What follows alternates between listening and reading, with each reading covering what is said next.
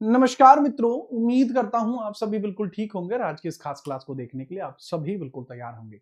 जो जो ऐसे छात्र हैं क्लास के अंदर आ चुके हैं, आप सभी का बहुत बहुत स्वागत है। ताबड़तोड़ तरीके से जिस हिसाब से आप क्लास के अंदर आए हैं, मैं यही समझ जाता हूं कि यार आप कोई आम छात्र तो अब रहे नहीं। आप तो वो छात्र हैं जो इस पर सिलेक्शन को पक्का करने वाले हैं। तो जो जो बच्चे क्लास के अंदर आ चुके हैं, आप सभी को बहुत बहुत तगड़े तरीके से आप सभी का स्वागत करना चाहूंगा। और जो क्लास के अंदर आ चुके हैं, बवंडर ला देंगे, इतने कॉपी पेस्ट करेंगे आज की क्लास में, धुआं धुआं उड़ा देंगे, ऐसा अनुपम जी का कहना है। अनुपम जी कोई आम आदमी नहीं है, मैं आपको बता दूंगा, इनका नाम अनुपम पम पम है। ठीक है, बाद के 3 पम ये लगाते नहीं है, लेकिन इनका नाम यही है। कैसे हैं आप लोग, फटाफट बता दीजिए। आरआरबी एनटीपीसी की इस क्लास में मैं आप सभी का स्वागत करता हूं और आरआरबी एनटीपीसी के बारे में अब यहाँ पर चर्चा होगी। देखो, क्लास के अंदर आपका आ चुके हैं जितने भी छात्र हैं, ये कोई आम छात्र नहीं है। इनके चेहरे देख लीजिए एक बार, ठीक है, ध्यान से इनके अंगूठे लगवा लीजिए, क्योंकि एनटीपीसी में अपने सिलेक्शन को पक्का करने वाले हैं। ठीक है, मैं क्लास के अंदर आ चुका हूं भौकाल काटने के लिए। रिवीजन सीरीज आपकी चल रही है और ये रिवीजन सीरीज अभी हो सकता है कि छात्र इसमें कम जुड़ेंगे, है ना, लेकिन आपको खुद पता लगेगा जब भौकाल जिंदाबाद रहेगा, तब आपको खुद पता लगेगा कि किस तरीके की चीजें आपकी चल रही हैं। आरआरबी एनटीपीसी के लिए कंप्लीट जीएस के लिए स्टार्ट किया गया था। अरे ये तो मैं ही हूं, बहुत बढ़िया, अच्छा लग रहा हूं। लाइक कर लीजिए भाई क्लास को, 21 लाइक पसंद नहीं है, इतने कम लाइक काहे हैं।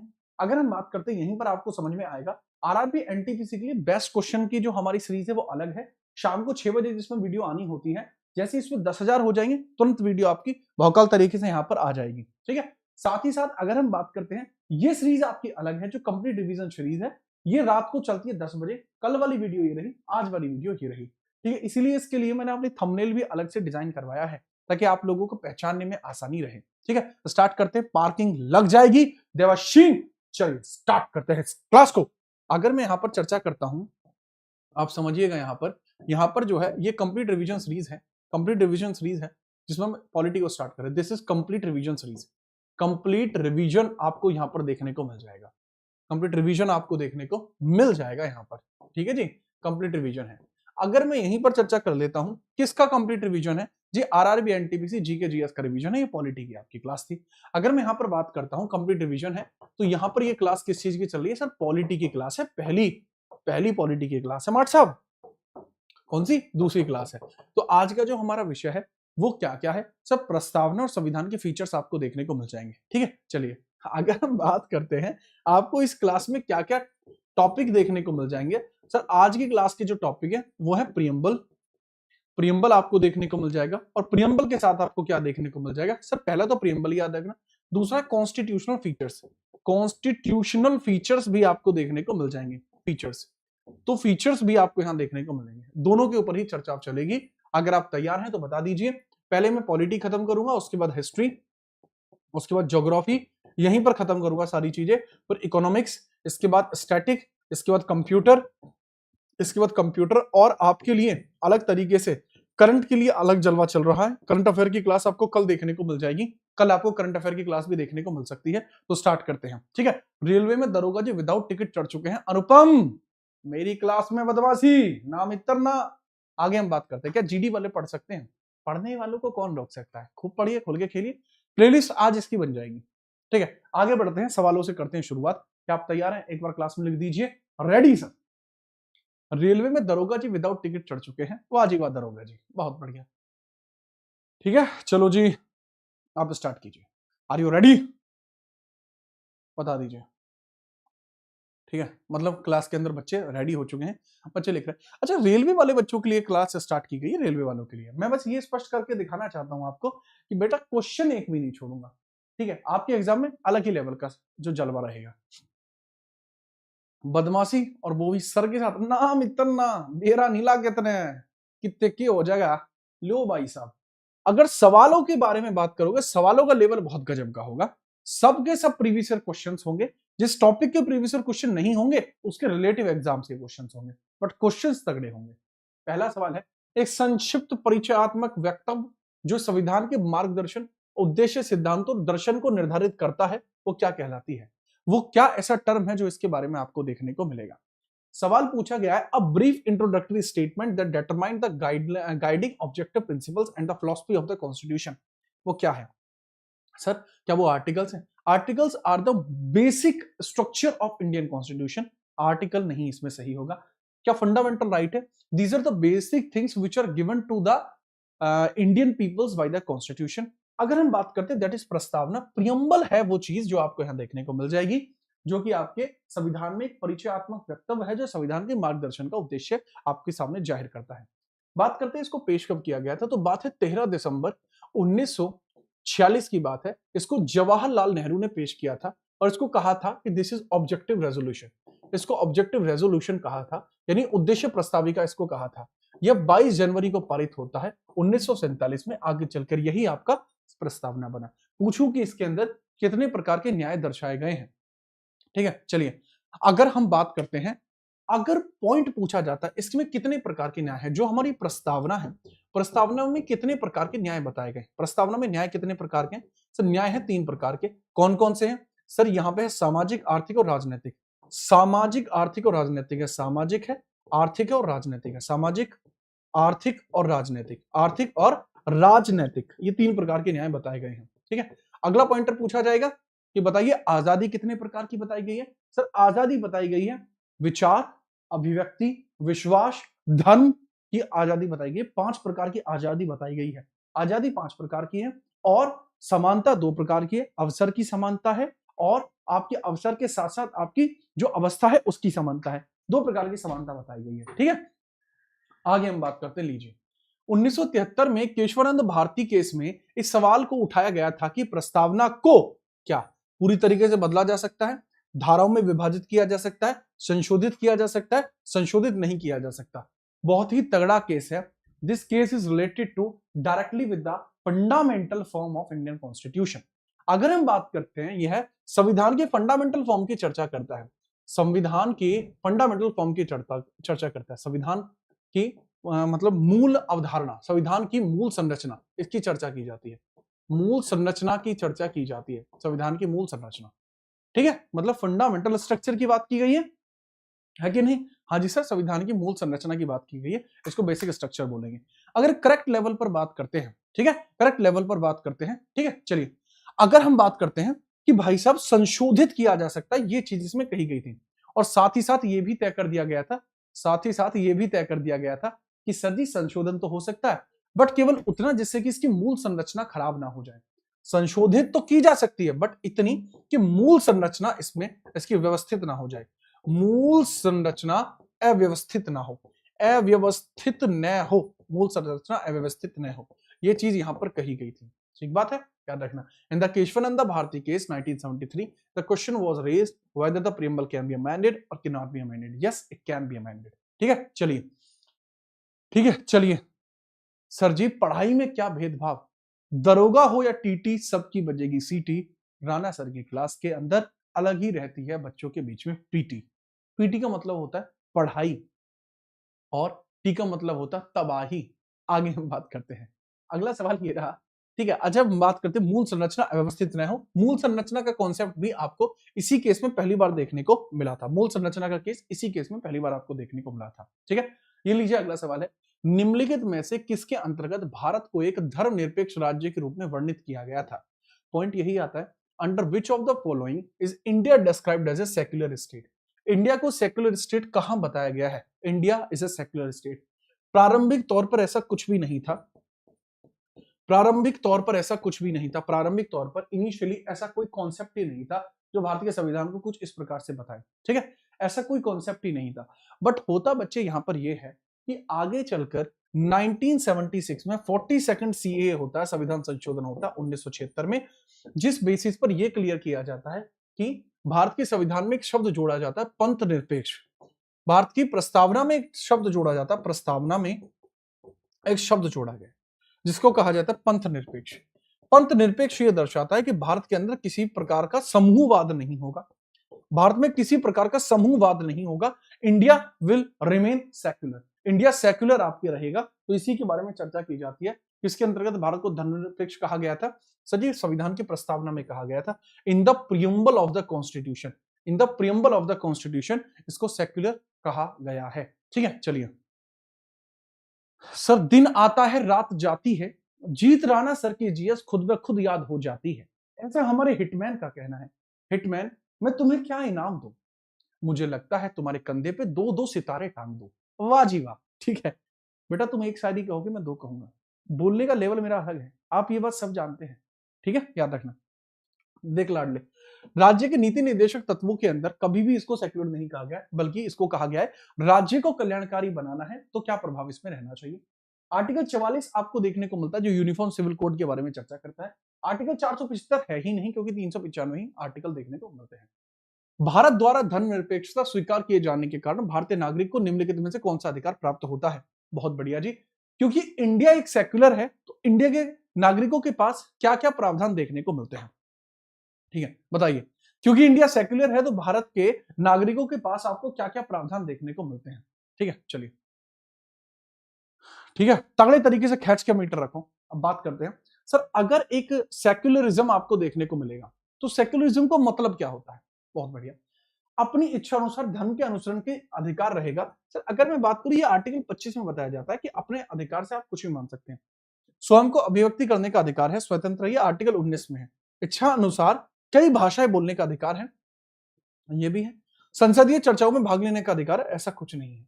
पूछा है कि भैया अवेलेबल हो जाएगा, सर अपनी इच्छा अनुसार धर्म के अनुसरण का अधिकार है, ये आपको देखने को मिलता है। बट पॉइंट ये होता है कि सेक्युलरिज्म का मतलब ये नहीं होता। ये रिलेट भले ही कर रहा है पर इसका करेक्ट आंसर ये नहीं है। ठीक है, याद रखना, ये रिलेट भले ही कर रहा है बट आंसर ये नहीं। सेक्युलरिज्म का मतलब होता है जहां कोई विशेष धर्म ना हो, जहां कोई विशेष ग्रुप ना हो, विशेष समूह, जहां कोई विशेष समूह या धर्म न हो, विशेष समूह या धर्म न हो, विशेष समूह या धर्म या जाति आधार धर्म न हो। ये पॉइंट आपको दर्शाती है कि व्हाट इज सेक्युलरिज्म, ये आपको यहां पर दर्शाया गया है। इस बारे में थोड़ा याद रखना। एनटीपीसी स्टेज फर्स्ट 2016 का यह आपको देखने को मिल जाएगा। ठीक है, आदेश भाई आपका स्वागत है। आदेश बाघेल इनका पूरा नाम है, चंबल के से ही रिलेट करते हैं। लीजिए, संविधान के निर्माताओं की सोच भारत के संविधान के किस हिस्से में परिलक्षित होती है। मतलब जब संविधान को बनाया गया तो एक कॉन्सेप्ट दिमाग में रहा होगा कि हम संविधान को बना क्यों रहे हैं, बना क्यों रहे हैं। ठीक है, संविधान बना क्यों रहे हैं, इसके पीछे का कॉन्सेप्ट आपका कहां से निकल कर आता है, इसके बारे में हम बात करते हैं कि यह निकल के कहां से आता है। तो इसके बारे में पूरा का पूरा जो कॉन्सेप्ट है वो हमें पता लगता है हमारी प्रियम्बल में। मतलब संविधान बना क्यों है, ये हमारी प्रियम्बल में ही लिखा हुआ है। ये हमारी प्रियम्बल में ही लिखा हुआ है। The thinking of makers of the constitution is reflected in which part of the Indian constitution. मतलब जो थिंकिंग है मेकर्स की कॉन्स्टिट्यूशन में वो रिफ्लेक्ट होती है, वह किस प्रकार से आपको देखने को मिल जाएगी, वह किस प्रकार से आपको देखने को मिल जाएगी। सर करेक्ट आंसर आपको देखने को मिलता है सर, यह प्रियम्बल में आपको देखने को मिलती है। कहां देखने को मिलती है, प्रियम्बल में आपको देखने को मिलती है। ठीक है, याद रखेंगे, परफेक्ट है। क्या फंडामेंटल ड्यूटीज इस बारे में चर्चा करता है, नहीं सर, फंडामेंटल ड्यूटीज इस बारे में चर्चा नहीं करता है।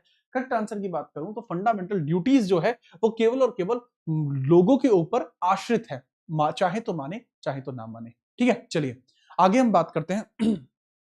संविधान का कौन सा भाग इसके निर्माताओं की भावना को, देखो करेक्ट है। देखो अब यहां सवाल दो बार क्यों बताया गया, ये ग्रुप डी में आया, ये आपका जेई में आया, रेलवे के सभी एग्जामों को कवर करना था इस वजह से। सर सेम आंसर होगा, प्रस्तावना ही होगा। ठीक है, आगे बढ़िए।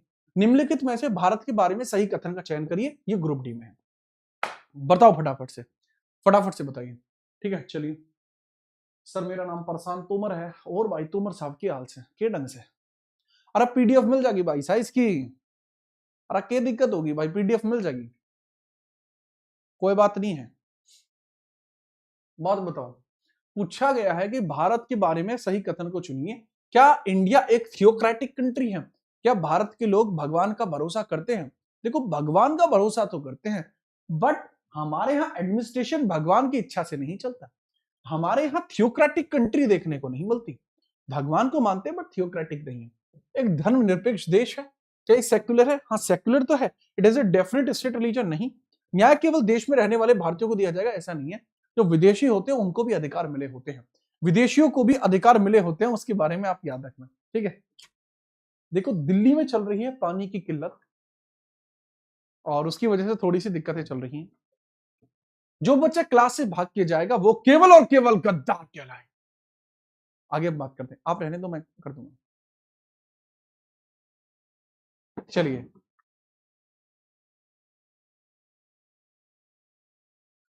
बहुत बढ़िया, तगड़े तरीके से आप याद रखेंगे।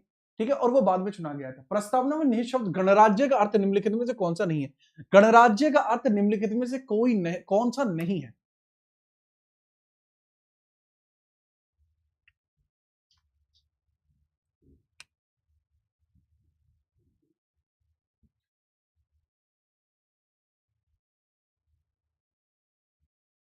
आगे बढ़िए तगड़े तरीके से।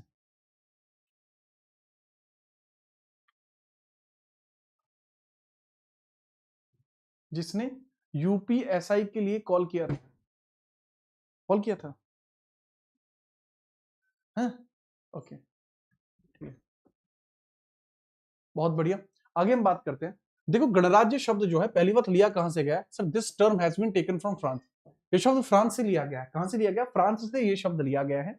पूछ रहे हैं, राज्य का मुखिया एक निश्चित अवधि के लिए प्रत्यक्ष या परोक्ष रूप से चुना जाएगा। ओके, राजनीतिक संप्रभुता लोगों में निहित है, ना कि एक ही व्यक्ति में।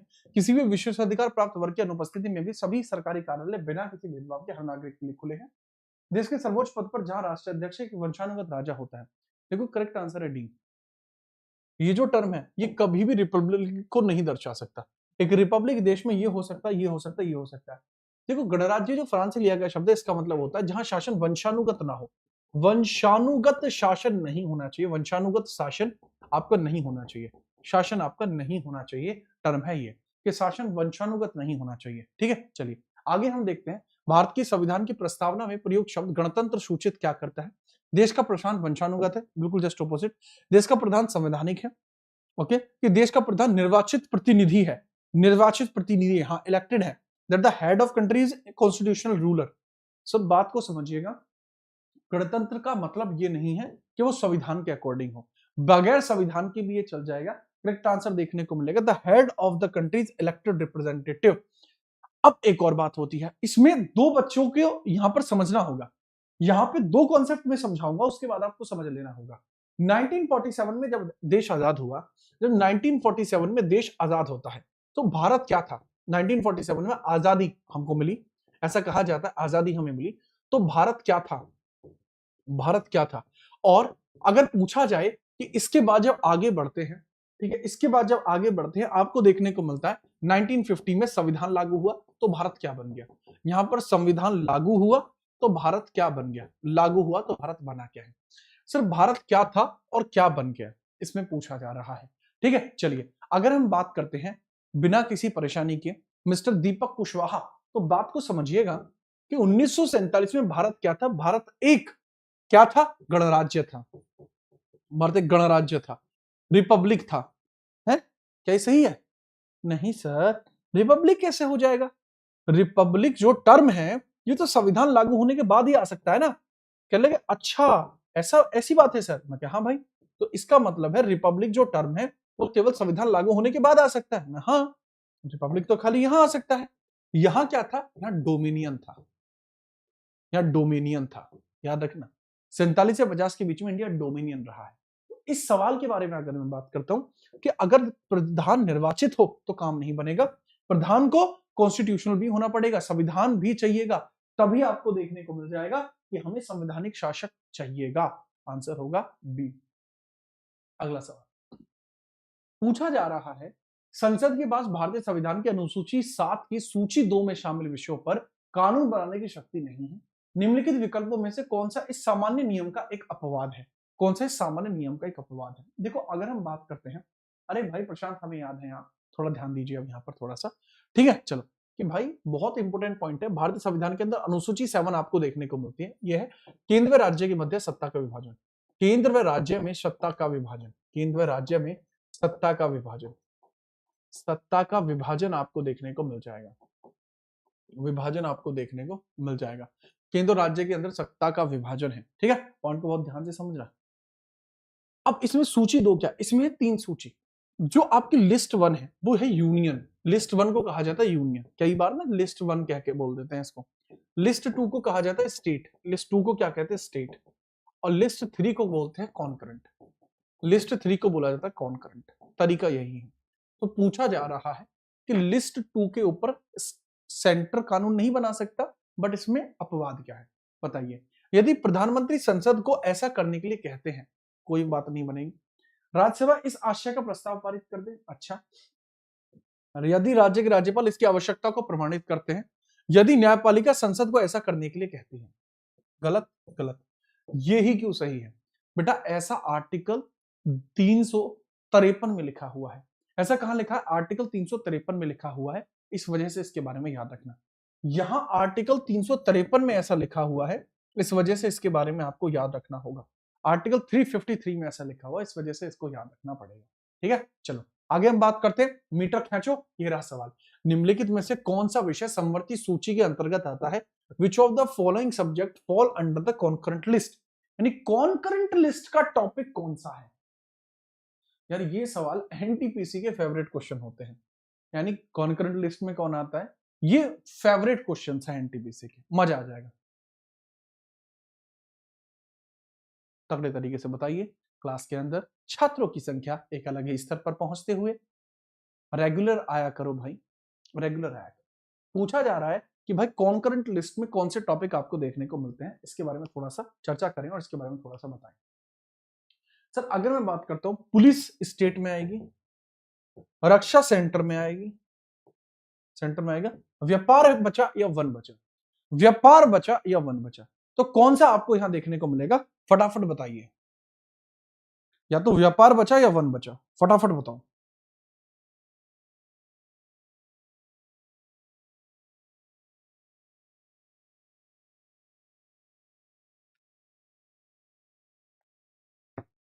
ठीक है, चलो। शिक्षा, वन, नापतोल, कुछ चीजें देखने को मिलती हैं। शिक्षा, वन, नापतोल, नापतोल, वन्य जीव, वन्य जीव, और एक और पॉइंट आपको देखने को मिलेगा। ये कुछ सब्जेक्ट मैं बता रहा हूं, क्या क्या है बच्चे? शिक्षा, वन, नापतोल, वन्य जीव, ये तो बेसिक है ही है। इसके अलावा एक शब्द आपको और देखने को मिलेगा जो इससे आपका रिलेट करता है। ठीक है, क्या? पक्षियों का संरक्षण, पक्षी संरक्षण। ये आपके 5 टर्म होते हैं। क्या बाबू? पक्षी संरक्षण आपको देखने को मिलता है, पक्षी संरक्षण। ये 5 विषय हैं। These are 5 topics. इनको 5 एंट्रीज बोलते हैं। These are 5 entries. ये 5 एंट्रीज जो थी, ये पहले हुआ करती थी, पहले थी ये स्टेट में। पहले किस में थी बाबू? पहले स्टेट में थी। बट उसके बाद होता है आपका 42वां संविधान संशोधन, 42nd संशोधन आपका होता है, जो कब हुआ था? 1976 में हुआ था, 1976 में। उसके बाद ये सारे के सारे टॉपिक कौन करंट में पहुंच गए, याद रखना। तो कौन सा टॉपिक कौन करंट में? वन कौन करंट में। ट्रेड भी आपको देखने को मिल जाएगा स्टेट। क्या आप याद रखेंगे? ठीक है, मीटर खींच दो फटाफट से। चलो आगे हम बात करते हैं। ये लीजिए अगला सवाल है, भारतीय संविधान में शिक्षा को किस सूची में शामिल किया गया? शिक्षा कहां पर है? एजुकेशन कहां पे है? देखो एजुकेशन के लिए हम बात करते हैं, ये किस लेवल पर देखने को मिलेगी? क्या ये यूनियन में है? क्या कॉन्करेंट में? क्या गवर्नमेंट लिस्ट भी कुछ होती है? सर गवर्नमेंट लिस्ट तो होती नहीं है, गवर्नमेंट लिस्ट तो होती नहीं है। और शिक्षा आपको अलग अलग तरीके से देखने को मिल जाती है, शिक्षा आपको अलग अलग प्रकार से देखने को मिल जाती है। लेकिन जहां तक मुझे याद जाता है, शिक्षा में बहुत सारे ऐसे लोग होते हैं जो सीबीएसई में पढ़ लेते हैं, central board of secondary education. कुछ बच्चे हैं जो मेरी तरह, कुछ बच्चे हैं जो मेरी तरह स्टेट बोर्ड से, उत्तर प्रदेश बोर्ड से पढ़ते हैं और बॉयज स्कूल से पढ़ते हैं। उनका माइंडसेट एक अलग स्तर पर धाकड़ होता है। जिस प्रकार से आप मेरे मस्तिष्क के प्रभाव को देख सकते हैं कि बॉयज स्कूल में पढ़िए, वो भी अपनी स्टेट बोर्ड से। जय हिंद, वंदे मातरम। सवाल का जवाब होगा कॉन्करेंट लिस्ट, समवर्ती सूची। आपको सही जवाब देखने को मिल जाएगा। शिक्षा को भारतीय संविधान में किस सूची के अंतर्गत रखा गया है? अगेन सेम क्वेश्चन, समवर्ती सूची है। निम्नलिखित में से कौन सा राज्य भारतीय संविधान की 6वीं अनुसूची द्वारा शासित नहीं है? 6वीं अनुसूची में आपको देखने को मिलता है असम, त्रिपुरा, मेघालय, मिजोरम। ठीक है, अंकुश शर्मा जी, आपको 6वीं अनुसूची में देखने को मिलता है असम है, त्रिपुरा है, असम, त्रिपुरा, असम, त्रिपुरा, मेघालय, मेघालय और मिजोरम। मेघालय और मिजोरम आपको देखने को मिलता है, मिजोरम आपको देखने को मिलता है, असम, त्रिपुरा, मेघालय, मिजोरम। अब पूछा यह जाता है कि कौन सा स्टेट है जो कि आपकी 6वीं शेड्यूल के द्वारा यहां पर शासित किया जाता है? पॉइंट सीधी है, अरुणाचल प्रदेश है क्या? ठीक है, नहीं सर, असम, त्रिपुरा, मिजोरम तो है लेकिन अरुणाचल तो नहीं किया जाता, तो करेक्ट आंसर यही होगा। अगर मैं पूछूं कि भाई आपको एक क्षेत्र देखने को मिलता है जिसको कहते हैं ऑटोनॉमस, ठीक है, चलिए अगर हम बात करते हैं, अगर आपसे पूछते हैं तो autonomous, autonomous, autonomous district council, autonomous district council जो आपको देखने को मिलती है, ऑटोनोमस डिस्ट्रिक्ट काउंसिल जो आपको देखने को मिलती है, जिसको बोलते हैं एडीसी, ऑटोनोमस डिस्ट्रिक्ट काउंसिल जिसको बोला जाता है एडीसी। तो एडीसी के बारे में मुझे चर्चा करके बताएंगे, ऑटोनोमस डिस्ट्रिक्ट काउंसिल एडीसी आपको किस अनुसूची में है? सर यह आपको देखने को मिल जाएगी अनुसूची नंबर 6 में, अनुसूची नंबर 6 में आपको देखने को मिल जाएगा, अनुसूची नंबर 6 में देखने को मिल जाएगा, ठीक है, ऑटोनोमस डिस्ट्रिक्ट काउंसिल ही याद रखेंगे, बहुत बढ़िया। The state list include subject of local importance, which of the following falls under the state list. पूछा गया है राज्य सूची में स्थानीय महत्व के विषय शामिल होते हैं, इनमें से कौन सा राज्य सूची के अंतर्गत आता है? सार्वजनिक स्वास्थ्य और स्वच्छता, बहुत बढ़िया। कृषि आय के अतिरिक्त अन्य कर आपको देखने को मिलते हैं, ठीक है। State list include subject of the local importance which of the following falls under the state list, okay, ठीक है। आगे हम बात करते हैं बैंकिंग और बीमा और निगम कर, बताओ बैंकिंग ऑफ बीमा और निगम कर। अच्छा सवाल आपके सामने आया है, तगड़े तरीके से आंसर इसका बताया जाना चाहिए, ठीक है। चलिए मिस्टर सुमी सिंह फटाफट बताओ, ठीक है, बहुत बढ़िया अनुपम, बहुत बढ़िया। करेक्ट आंसर की अगर मैं बात करता हूं, कृषि आय और अतिरिक्त जो अन्य कर पर आय है, टैक्स ऑन एग्रीकल्चर, भूमि टैक्सेस जो आपको देखने को मिलते हैं, ये सब की सब आपको यहीं देखने को मिल जाएंगे जो राज्य सूची में आएंगे। पब्लिक हेल्थ एंड सैनिटाइजेशन कौन करंट में आएगा, कौन करंट में आपको देखने को मिलेगा। बैंकिंग, इंश्योरेंस, कॉर्पोरेशन टैक्स, ये सेंटर में आपको देखने को मिल जाता है। अगला है निम्नलिखित में से किस राज्य में भारतीय संविधान के भाग 21वां, जिसमें अनुच्छेद 371 शामिल है, कुछ अस्थायी प्रावधानों की बात करता है और ये कुछ विभिन्न दर्जे प्रदान करता है। 371 में किस राज्य को विभिन्न आपको चीजें तय मिलेंगी, यानी स्पेशल जो कह सकते हैं, स्पेशल आपके प्रोविजंस किए गए हैं, किस राज्य के लिए किए गए हैं, इसके माध्यम से, ठीक है। फटाफट बताओ स्पेशल प्रोविजंस जो किए गए हैं वो किस माध्यम से और कहां पर किए गए, इसके बारे में चर्चा करेंगे, इसके बारे में चर्चा करेंगे, ठीक है। चलिए ठीक है, फटाफट बताओ करेक्ट आंसर की हम बात करते हैं। पूछा गया कि विच of the following state was not given special status under part 21। देखो अगर हम 371 को देखते हैं तो बेसिक 371 में खाली अगर ये है तो यह बात करता है महाराष्ट्र के, ठीक है। आंध्रा की बात करूंगा 371 डी में आएगा, कर्नाटका की बात करूंगा 371 जे में आएगा, हिमाचल प्रदेश के लिए नहीं है, ठीक है। तो सीधा बेसिक रहेगा तो ये महाराष्ट्र के लिए रहेगा, बेसिक है महाराष्ट्र के लिए रहेगा, ठीक है। ठीक है, नेक्स्ट हम बात करते हैं भारतीय संविधान की दूसरी अनुसूची किससे संबंधित है? दूसरी अनुसूची बताइए किससे रिलेट करती है? 19वां सवाल है ये, ठीक है, फटाफट बताओ दूसरी अनुसूची किससे रिलेट करती है? सर अगर हम बात करते हैं, तुमने मीटर पूरा खींच रखा है, लेकिन मैं कहता हूं 200 के पार कर देते हैं। अगर आप सभी मिलकर लाइक कर दोगे तो 200 के पार चला जाएगा मैटर, ठीक है। जिस लेवल का कंटेंट की डेप्थ और कंटेंट का वेरिएशन आपको मिल रहा है वो अलग है। कल की क्लास के अंदर में जितने भी क्वेश्चन करे थे वो सब 2025 वाले थे। इस टॉपिक में से 2025 के सवाल थोड़े कम रहे हैं, इसलिए इसमें सारे 2021 के 2016 के सबके सब सवालों को एकदम ताबड़तोड़ तरीके से करा रहा हूं। अगर तैयार हो तो फटाफट बताओ, ठीक है। प्रिंस यादव जी बताएंगे करेक्ट आंसर। भारत संविधान की दूसरी अनुसूची, राज्यसभा में जो सीटों का आवंटन है यह अनुसूची 4 में है, यह आपका अनुसूची 4 में देखने को मिलता है, शेड्यूल 4 में। राष्ट्रपति, राज्यपाल, मुख्य न्यायाधीश, उच्च न्यायालय के न्यायाधीशों का वेतन यह आपको देखने को मिलता है अनुसूची 2 में, अनुसूची 2 में देखने को मिलेगा। शपथ देखने को मिल जाएगा 3 में, और राज्य के केंद्रशासित प्रदेशों की जो सूची है ये पहले में देखने को मिल जाएगा। करेक्ट आंसर पूछा दूसरे में पूछा है तो करेक्ट आंसर आपको देखने को मिल जाएगा बी आंसर, बी आंसर आपको देखने को मिल जाएगा, ठीक है, याद रखिएगा। तो कुंदन पाजी कैसे हैं आप लोग? नेक्स्ट है भारतीय संविधान की किस अनुसूची में राज्य व केंद्रशासित प्रदेशों और उनके अधिक्षेत्रों की सूची शामिल है?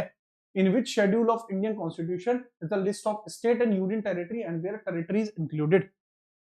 इस बारे में बताइए, ठीक है। चलो अगर हम बात करते हैं कि इसके अंतर्गत पूछा जा रहा है लिस्ट ऑफ स्टेट है, यूनियन टेरिटरी है, इन सब के बारे में चर्चा करते हैं, तो फटाफट इसके बारे में चर्चा करके बताइए। सर जी पूरे पॉइंटर्स की बात करते हैं, यह आपकी पहली अनुसूची है। 5वीं में बताया जाता है अनुसूचित क्षेत्र, अनुसूचित जनजाति क्षेत्र का प्रशासन। 12वीं में बताया जाता है म्युनिसिपल कॉर्पोरेशंस। 8वीं में बताया जाता है हमारी भाषाएं, जो शुरुआत में 14 थी और अब वो कितनी हो चुकी है? 22 भाषाएं हो चुकी हैं, ठीक है। अगला सवाल, भारतीय संघ की आधिकारिक भाषाओं का उल्लेख भारत के संविधान की किस अनुसूची में किया गया है? तो ऑफिशियल लैंग्वेजेस ऑफ यूनियन ये किसमें की गई है? 8वीं में की गई है। प्रारंभ में 14 थी, अभी वर्तमान में 22 हो चुकी हैं। जो 15वीं भाषा थी वो आपको देखने को मिलती है सिंधी।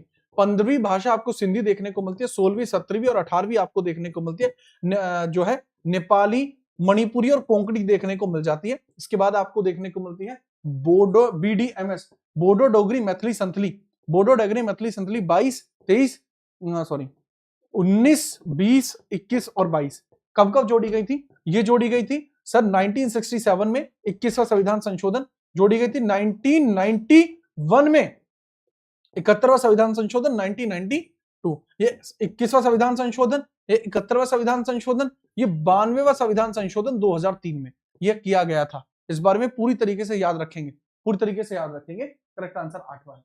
भारत संविधान की 10वीं अनुसूची किससे रिलेट करती है? इसके बारे में आप चर्चा करेंगे।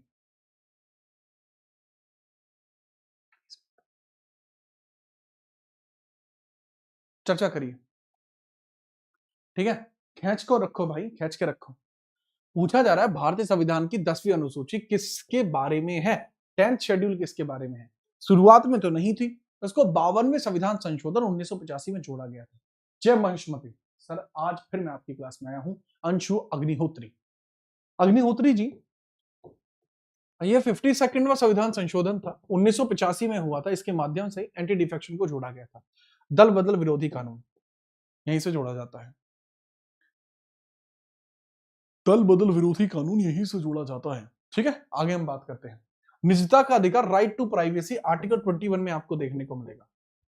सार्वभौमिक वयस्क मताधिकार, एडल्ट फ्रेंचाइजी, आर्टिकल 326 में आपको देखने को मिल जाएगा। राइट टू एजुकेशन आपको देखने को मिल जाएगा 21A में। और बताओ, हटो बचो, निम्नलिखित में से कौन सा राज्य संविधान की 6ठी अनुसूची का पालन नहीं करता? जो जनजातीय क्षेत्रों के अंदर है। असम, त्रिपुरा, मेघालय, मिजोरम, नागालैंड नहीं करता। नागालैंड के लिए आर्टिकल देखने को मिलता 371A। नागालैंड के बारे में याद रखना। ऐसा कौन सा राज्य है जहां पर पंचायती राज व्यवस्था नहीं है? वो यही है, वो यही आपको व्यवस्था देखने को मिलती है, ठीक है। दल विरोधी कानून ही आपको 10वीं में देखने को मिल जाएगा। आगे बढ़िए, अगला सवाल ये रहा, सवाल नंबर 24 है। पूछा जा रहा है भारत के राज्य व संघ शासित प्रदेशों में संविधान की किस अनुसूची में उल्लेख है? मतलब जो मेंशन किया गया है, कौन सा राज्य कहां है, कौन सा यूटी कहां है, इस बारे में आपको बताया जाता है, ठीक है। चलो, तो करेक्ट आंसर की हम बात करते हैं। यहाँ आपको कहां देखने को मिलता है? Which schedule constitution is mentioned state and the union territories? पहली अनुसूची आपको देखने को मिलती है जिसमें इस बारे में चर्चा की जाती है, जिसमें इस बारे की चर्चा की जाती है। इस बारे में पूरा तगड़े तरीके से याद रखना, ठीक है। चलो आगे हम बात करते हैं। अगला सवाल ये रहा, which of the following statement is are true regarding the preamble? प्रस्तावना के संबंध में निम्नलिखित में से कौन सा कथन सत्य है? इसके बारे में बताइए। Which of the following statement is और true regarding the preamble? It is enforceable in the court of law, it is a source of power to the legislature, it was part of the objective resolution moved by Nehru, it can be amended, इसमें संशोधन नहीं किया जा सकता। इस तरीके के कुछ कॉन्सेप्ट अपने हैं। बात करते हैं प्रीएम्बल के बारे में। It is enforceable in the court, ऐसा नहीं है। It was source of the legislature, ऐसा भी नहीं है। It was part of the objective resolution moved by Nehru, perfect है, क्योंकि नेहरू ही इसको 13 दिसंबर 1946 में लेकर आया था। आगे चलकर यही जो है पारित होती है। यह पारित कब होती है सर? पारित होती है ये सीधे तौर पर आपकी कब भला सर? 22 जैन 1947 में आपके पारित होती है, ठीक है। पारित आपको देखने को मिल जाएगी, ठीक है, याद रखोगे। खींचो मीटर। अगला सवाल ये रहा, प्रस्तावना में न्याय, सामाजिक, आर्थिक और राजनीतिक का आदर्श किस क्रांति से प्रेरित है? कि किस क्रांति से आपको देखने को मिल जाएगा? किस क्रांति से देखने को मिल जाएगा? बहुत तगड़ा सवाल है ये भी, ठीक है। बच्चे गलतियां करते हैं इस तरीके के सवालों में। खींचो मीटर 200 पार, आपकी बार, आपकी सरकार, एनटीपीसी आपके हाथों में और आपको आपके हाथ उनके हाथों में। बहुत बढ़िया। अच्छा, जो बच्चे मुझसे साइंस पढ़ना चाहते हैं उनके लिए भी कुछ योजनाएं बनाई जा रही हैं। टेंशन फ्री रहिए, आपके लिए साइंस की योजनाएं भी बनाई जा रही हैं। बच्चों की बड़ी डिमांड रहती है कि सर साइंस पढ़ा दीजिए। कर रहा हूं कुछ काम, लगा रहा हूं बुद्धि बेटा, खपा रहा हूं अपनी बुद्धि को आप लोगों के लिए। तगड़े तरीके से बताइए। अगर हम बात करते हैं रशियन रेवोल्यूशन, आपको देखने को मिल जाएगा, क्योंकि जो टर्म है यह आर्टिकल 38 में देखने को मिलता है, जिसके अंदर चर्चा की गई है। आपको सामाजिक, आर्थिक और राजनीतिक न्याय आपको दिया जाएगा, जो रशियन रेवोल्यूशन से रिलेट करता है।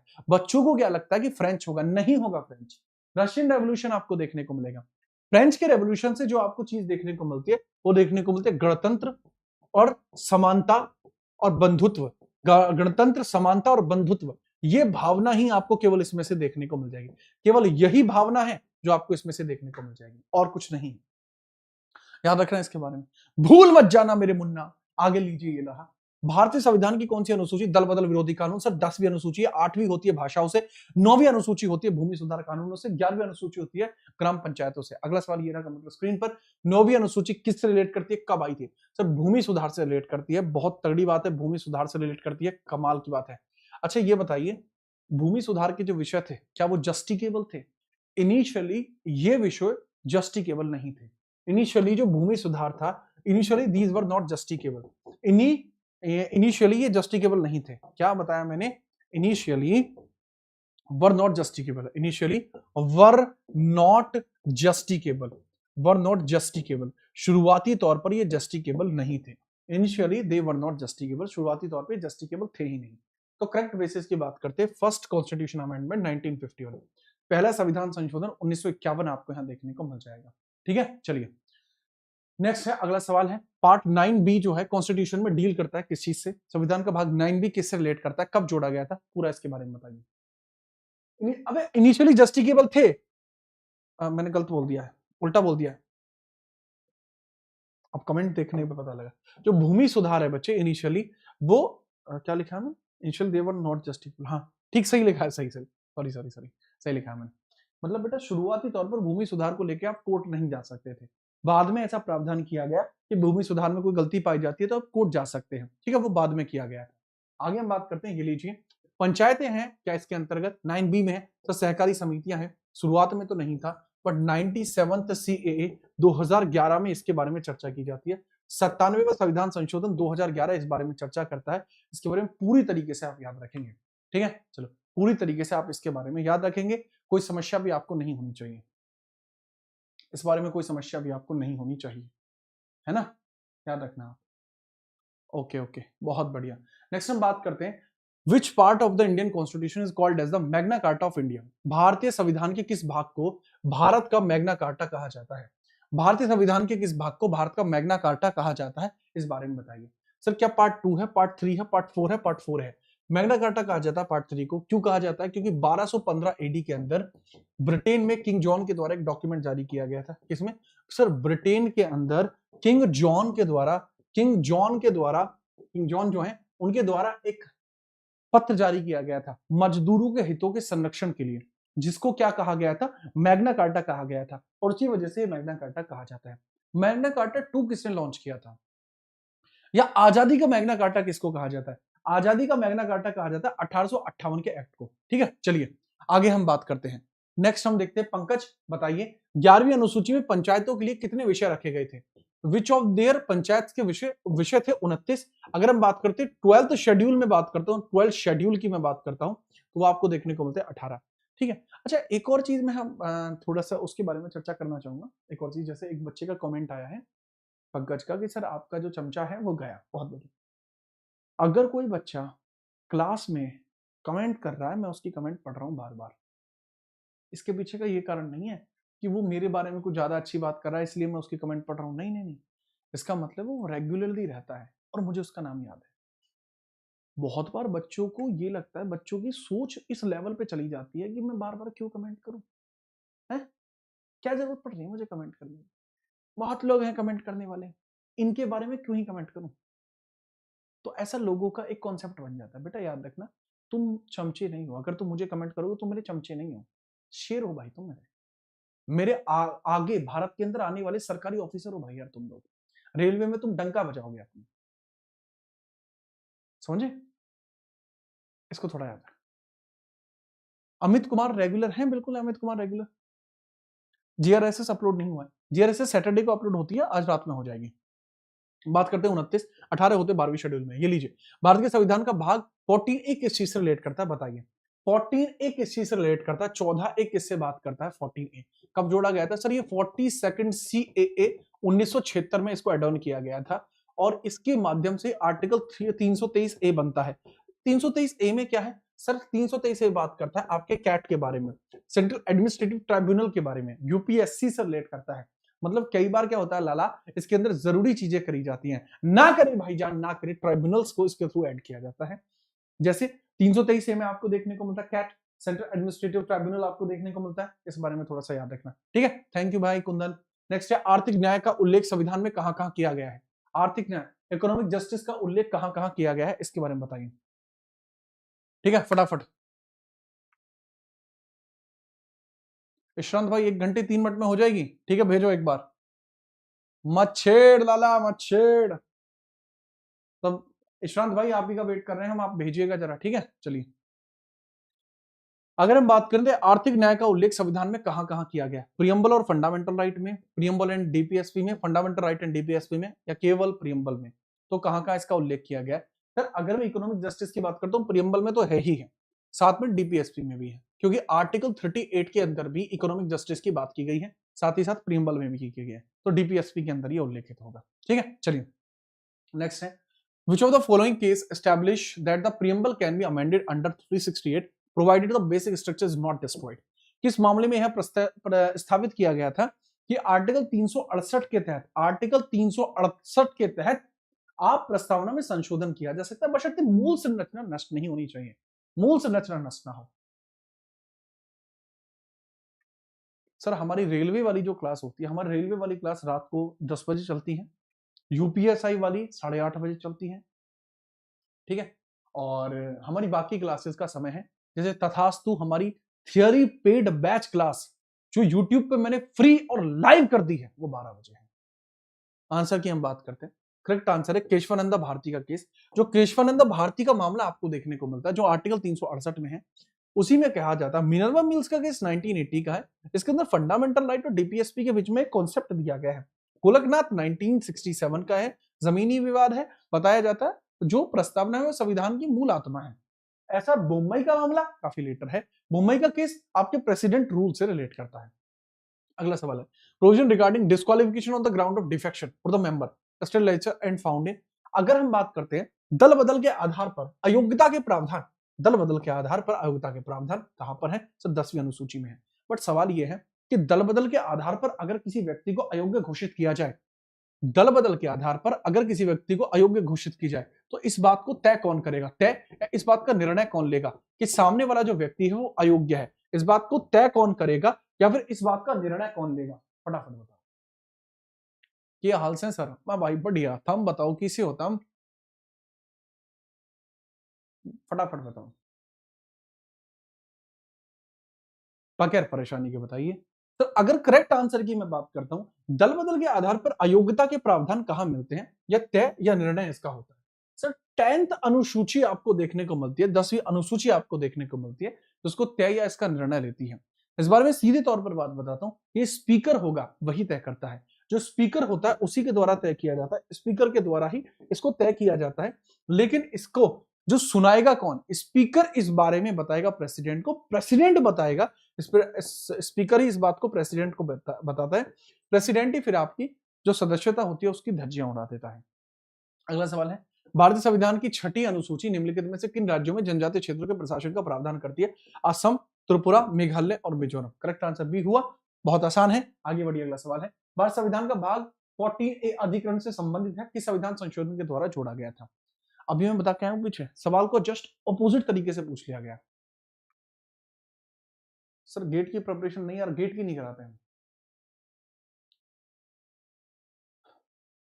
ठीक है, याद रखिए।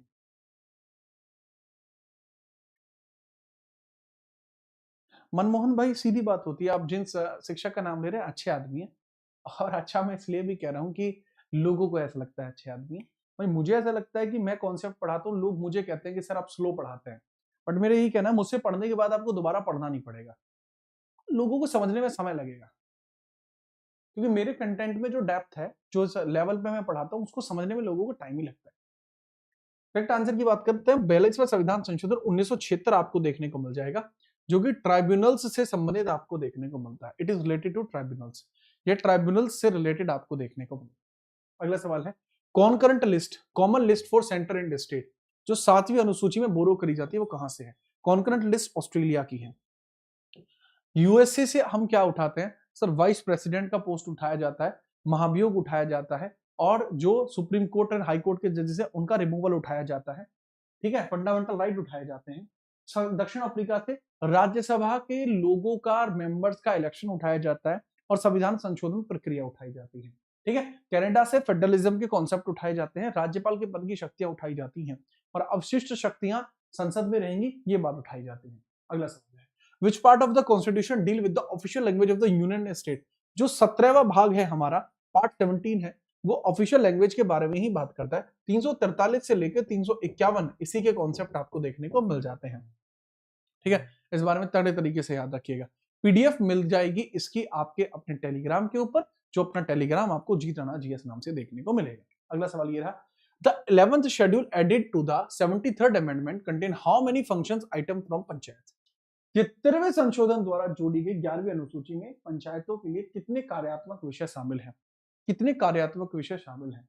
11वीं अनुसूची में 29 विषय हैं, 12वीं में आपके कितने हैं? 18 विषय हैं। Which among the following is not correctly matched? Part 2 citizenship सही है, 4 डीपीएसपी सही है, 5वां स्टेट्स गलत हो गया, 5वां होता है सेंटर से, और स्टेट से कौन सा होता है? 6वां होता है। अगर हम बात करते हैं 9वां पंचायत सही है, करेक्ट आंसर होगा सी, क्योंकि पूछा था करेक्टली मैच नहीं है। जो the following is not correctly match.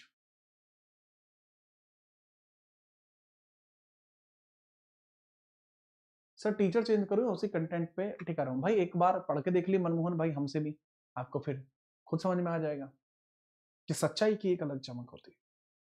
अगला सवाल, संघ के मंत्रियों और न्यायाधीशों के लिए शपथ या प्रतिज्ञान, यह आपको कहां देखने को मिलता है? तीसरी शपथ में देखने को मिलता है। राष्ट्रपति इसके लिए एक एक्सेप्शन है, राष्ट्रपति की शपथ यहां नहीं है, वो आर्टिकल 60 में है। ठीक है, चलिए नेक्स्ट अगला सवाल है, सर्वोच्च न्यायालय ने किस ऐतिहासिक फैसले में 9वीं अनुसूची की न्यायिक समीक्षा की शक्ति को स्पष्ट किया था कि न्यायिक समीक्षा हो सकती है?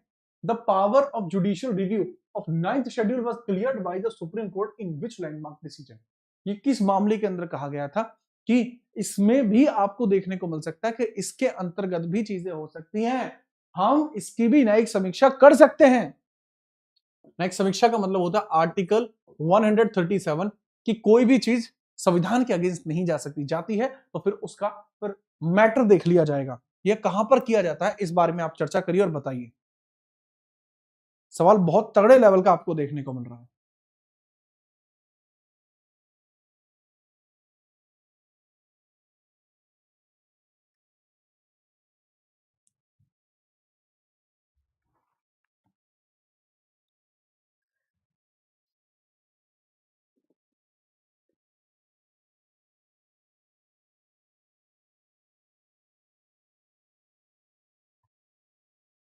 ठीक है, चलिए आगे बताइए।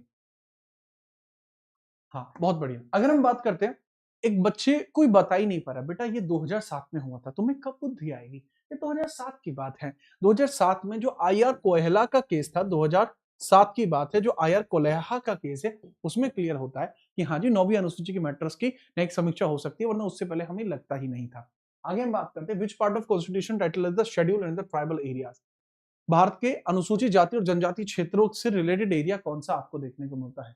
आर्टिकल बता देता हूं, 244। अच्छा, जितने ऐसे बच्चे हैं क्लास के अंदर मौजूद हैं और वो कह रहे हैं कि सर पॉलिटी का चौथा लेक्चर कहाँ मिलेगा, कौन सी पॉलिटी के चौथे लेक्चर की बात कर रहे हैं? दरअसल ये आप लोगों के लिए जो ये है, मतलब मैं फ्री में पॉलिटी दे रहा हूँ, फ्री में पॉलिटी।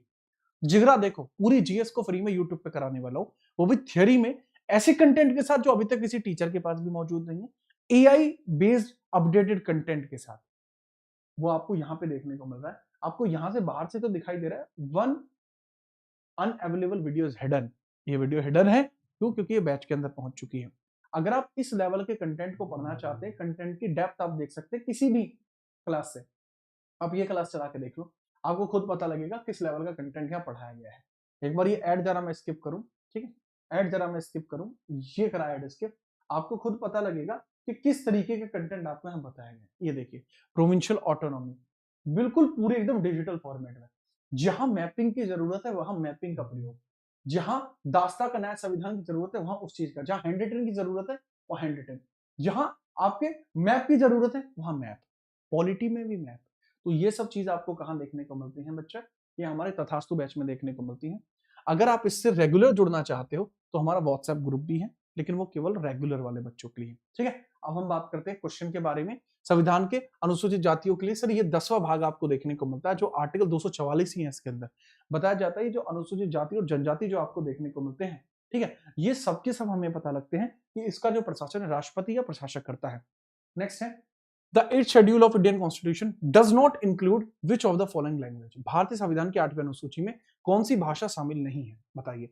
संस्कृत, नेपाली, इंग्लिश शामिल नहीं है, बाकी सारी शामिल है। इंग्लिश शामिल नहीं है, बाकी सारी शामिल है। एक बार सब मिलके अगर लाइक कर देते हैं तो ऑटोमेटिकली हम 200 के पार चले जाएंगे। ये रहा संविधान की कौन सी अनुसूची राज्य और केंद्र शासित प्रदेशों को राज्यसभा में सीटों का आवंटन करती है। सर 4th शेड्यूल जो है वो राज्यसभा में सीटों का आवंटन करती है। खींच के रखो, पढ़ा। भारतीय संविधान का जो भाग 18वां है वो कौन से प्रावधान से है। सर आपातकाल है, आपातकाल 352 से लेकर 360। बाकी अगर मैं देखता हूं कुछ वर्गों के लिए विशेष प्रावधान है। सर भाग 10 के अंदर है, मैंने बताया था आर्टिकल एक ही है 244। राजभाषा भाग 17 के अंदर है, आर्टिकल 343 से 351 आपको देखने को मिलेगा। संविधान संशोधन भाग 20 आर्टिकल 368 ही देखने को मिलेगा। आगे बढ़िए, अगला सवाल ये रहा, forest and protection of wild animals, मतलब वन जंगली जानवरों का संरक्षण, ठीक है, इसको किस वर्ष में, नापतोल की इकाइयां, इनको किस वर्ष में उठाकर एक जगह से दूसरी जगह पटक दिया गया। राज्य सूची में हुआ करते थे, इनको कौन करंट में भेज दिया जाता है। ठीक है, चलो फटाफट आप बताएंगे ऐसा कब हुआ है, ऐसा कब हुआ है, इस बारे में पूरी चर्चा होनी चाहिए। कुंदू उर्फ कुंदा क्लासों के अंदर आ चुका है। ठीक है, क्लास के अंदर एक रोहित आ चुके हैं। सर जी चरणों में सिजदा और पापोश जीएस किंग आज पहली बार लाइव देखने का मौका मिल रहा है। कोई बात नहीं, ऐसे मौके में देता रहता हूं। ये करेक्ट आंसर होगा। 42वां संविधान संशोधन 1976 में आपको ये देखने को मिल जाएगा। ठीक है, अगर हम बात करते हैं हुआ क्या था कि ये पहले वन वगैरह ये जो सब थे ये राज्य सूची में हुआ करते थे, राज्य से उठाकर इनको समवर्ती में भेज दिया गया, राज्य से उठाकर समवर्ती में भेज दिया गया। ठीक है, याद रखिएगा। आगे हम बात करते ये रहा, which of the following describe India as a secular state. Bharat एक सेक्युलर राज्य है। ये केवल और केवल कहां लिखा हुआ है, सिर्फ और सिर्फ प्रियम्बल में ये लिखा हुआ है, सिर्फ और सिर्फ प्रियम्बल में ये लिखा हुआ है कि सर प्रियम्बल ऑफ कॉन्स्टिट्यूशन बताती है इंडिया एज ए सेक्युलर, क्योंकि इसी के अंदर जो सेक्युलर टर्म है इसको एड ऑन किया गया था 42वें संविधान संशोधन 1976 के द्वारा ही, क्योंकि प्रियम्बल के अंदर इस चीज को ऐड किया गया था। ठीक है, चलिए आगे हम बात करते हैं। बताइए 9A नगर पालिका किस संशोधन में है। सर 73वां संविधान संशोधन 1992 लागू होता है 24 अप्रैल 1993। इसी के माध्यम से यह काम किया जाता है। ये लीजिए, आगे हम बात करते हैं 74वें संविधान संशोधन के आधार पर नगर पालिकाओं को एड ऑन किया जाता है। इस बारे में थोड़ा सा आप याद रखेंगे। ये लीजिए अगला सवाल, which schedule of Indian specify the power authority and responsibility of panchayat. पंचायतों की बात की गई है, पंचायतों की बात, इसकी शक्तियां 11वीं अनुसूची में शक्तियां हैं। 29 विषयों का चर्चा है और इन विषयों का आर्टिकल जो है 243 जी क्या क्या लगा दी मित्रा दे ना पीछे जी नहीं हो लगता, याद रखना। ठीक है, इसके बारे में भी आप याद रखेंगे। ठीक है, चलिए सर क्या हम इस रीसेट सिस्टम पाड़ सकते हैं, क्यों नहीं पाड़ सकते, क्या बात कर रहे हैं कौशल यादव, सिस्टम पाड़ देंगे आप इस रीस से भाई जी। सवाल है प्रस्तावना में समाजवादी पंथ निरपेक्ष शब्द किन शब्दों से जोड़े गए हैं। सर जी समाजवादी पंथ निरपेक्ष अखंडता, ठीक है, चलिए ये किन दो शब्दों के बीच जोड़े गए हैं।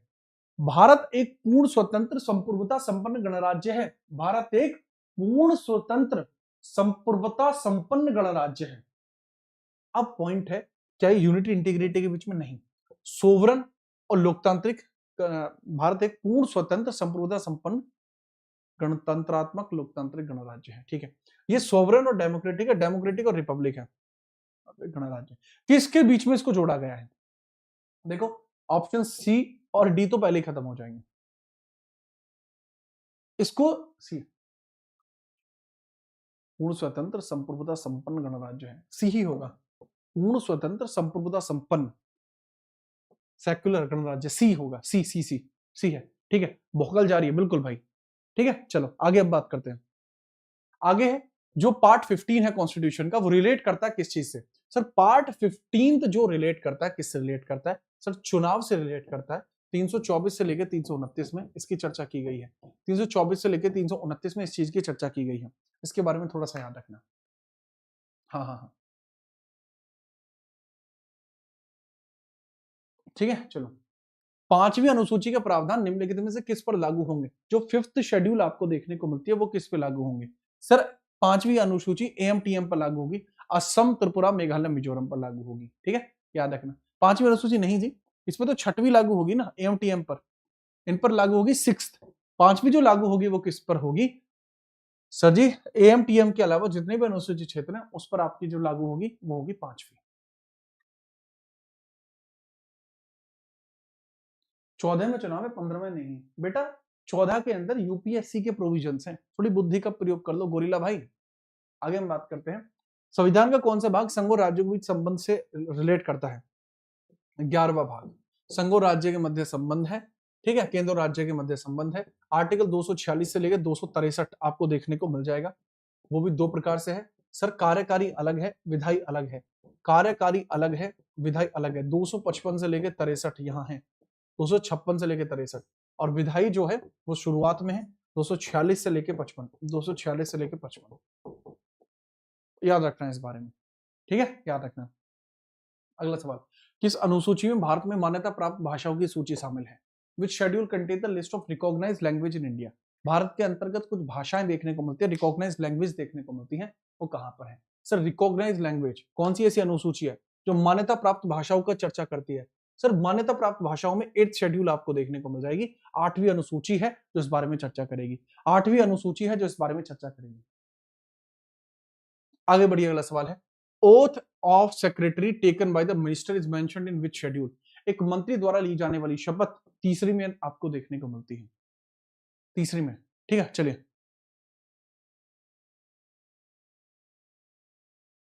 एक बच्चा कह रहा है सर अगर आप साइंस पढ़ाएंगे तो केवल फिजिक्स की आपको न्यूमेरिकल लगवाना होगा। जिस बच्चे को नहीं पता है मैं बता देना चाहूंगा, चाहे तो आप इसके लिए गूगल भी कर सकते हैं कि एजुकेशन ऑफ जीत राणा, आपको पता लग जाएगा कि मैं फिजिक्स में सिल्वर है, मैं साइंस में ग्रेजुएटेड हूं, और पहले मैं स्कूल टॉपर रहा था, उसके बाद मैंने यूनिवर्सिटी में भी वही जलवा बरकरार रखा है। वर्तमान में आपको पढ़ा रहा हूं और जलवा वही बरकरार है। आगे बढ़ते हैं, सवाल आपके सामने है, संविधान का भाग 4A मौलिक कर्तव्य किस समिति की सिफारिश पर जोड़ा गया था? सर स्वर्ण सिंह समिति देखने को मिलती है। स्वर्ण सिंह उस समय हमारे कौन रहा करते थे? सर स्वर्ण सिंह समिति के अंतर्गत याद रखना उस समय हमारे विदेश मंत्री थे, विदेश मंत्री आपको देखने को मिलते हैं। ठीक है, याद रखना। आय हाय चलिए, याद रखिएगा इसके बारे में। संविधान की कौन सी अनुसूची असम, मेघालय, त्रिपुरा और मिजोरम के जनजातीय मामलों से जोड़ती है? छठवीं। सातवीं में केंद्र राज्य संबंध है, पांचवीं के अंदर इन राज्यों के अलावा बाकी जगह जो है वहां पर आपको देखने को मिलते हैं, इस बारे में याद रखना। ठीक है, याद रखना। आगे हम बात करते हैं, सातवीं अनुसूची के अनुसार अवशिष्ट शक्तियां जो किसी भी सूची में नहीं है वो किसके पास है? सर ये किसके पास आपको देखने को मिलती है अवशिष्ट शक्तियां? आर्टिकल 248 में चर्चा है, आर्टिकल 248 में रेजिडुअल पावर्स की चर्चा है, वो कहां पर है? फटाफट बताओ। तो एक बच्चे का जवाब आता है, नाम है गोरिल्ला, कि ये शीत लहर नहीं ये जीत लहर है। वाह जी वाह, आज मेरे बाल थोड़े से ऐसे ही हो रहे हैं। ठीक है, ठीक है चलिए आगे हम बात करते हैं। अगर हम करेक्ट लेवल पर बात करते हैं तो सातवीं अनुसूची के अनुसार अवशिष्ट शक्तियां रेजिडुअल पावर्स केवल सेंटर में देखने को मिलती हैं। रेजिडुअल पावर्स कहां पर है? सर रेजिडुअल पावर आपको सेंटर में देखने को मिलते हैं। ठीक है, चलिए आगे हम बात करते हैं, संविधान का कौन सा भाग भारत के राज्य क्षेत्र के भीतर व्यापार, वाणिज्य और समागम से रिलेट करता है? सर 13वें नंबर का भाग इसी चीज से रिलेट करता है, जो भारत के अंदर समागम वगैरह इन सब चीजों के बारे में चर्चा करेगा। नहीं 13वां नहीं है, 10वां हो गया, 11वां हो गया, 12वां हो गया, हाँ 13वां ये सही है। 13वां भाग है 301 से लेके 307। ठीक है, याद है। ठीक है, चलिए आगे हम बात करें, प्रिंस एडिक्ट भाई लीजिए। प्रस्तावना गैर न्यायिक है, इसका क्या अर्थ है? This is not justiciable, it can not be amended, इसका इस बात से कोई लेना देना नहीं है, संविधान की आत्मा इसका भी कोई नहीं, it is above all law, इसका भी it provision are not enforceable in the court, इसके जो प्रावधान है उनको डायरेक्टली कोर्ट में नहीं थोपा जा सकता, ये इसका मैटर रहेगा, ये इसका मतलब रहेगा। ठीक है, नेक्स्ट है 1949 के मूल संविधान में कितने भाग और अनुसूचियां थी? 22 भाग और 8 अनुसूचियां देखने को मिलते हैं, याद रखेंगे तगड़े तरीके से। वर्तमान में चेंज हो चुका है, कहा जाता है 25 भाग है 8 अनुसूचियां हैं, बट पॉइंट ये है कि कि भाग केवल उपभाग हुए हैं, नए भाग नहीं जोड़े गए। ठीक है, चलिए इसके बाद थैंक यू की स्लाइड आ गई, यहीं पे काम खत्म होता है। अब मैं कुछ सवाल पूछ लेता हूँ आपसे, जिससे कि मुझे भी याद रहे कि आप घर जाके पढ़ते हो, आप सवालों का जवाब भी दे पाए। अच्छे अच्छे बेहतरीन बेहतरीन सवाल मैं आपसे पूछ लेता हूँ। लीजिए होमवर्क क्वेश्चन आपका ये रहा, क्वेश्चन आपके होमवर्क का है और मैं कुछ आपसे तगड़े ही सवाल पूछ लेता हूँ। बीच में एक सवाल याद आया था मुझे आपसे पूछने के लिए, और देखो किसी भी टॉपिक से पूछ सकता हूँ मैं तो। 1949 के मूल संविधान, आप मुझे बताएंगे, कुछ एक सवाल है जिस बारे में मैं जानना चाहूंगा, आप बताएं। हम्म। अच्छा सवाल पूछता हूँ, संविधान के भागों से पूछता हूँ, है ना। हम्म। आप मुझे बताइए, भारतीय संविधान, जो भारतीय संविधान है,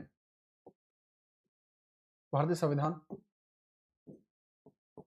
के निर्माण के दौरान, के निर्माण में जो समितियां बनी थी, में समितियां थी, तो इस समितियों के अंदर कार्य प्रक्रिया समिति किसके पास थी? समितियां थी, तो इसमें कार्य प्रक्रिया जो समिति थी उसका हेड कौन था? वर्क प्रोसीजर कमेटी का हेड कौन था? इसके बारे में आप आंसर कीजिएगा। आज की क्लास यहीं तक रखेंगे, खुल के खेलिए, आपसे फिर मुलाकात होगी कल, तब तक के लिए जय हिंद, वंदे मातरम।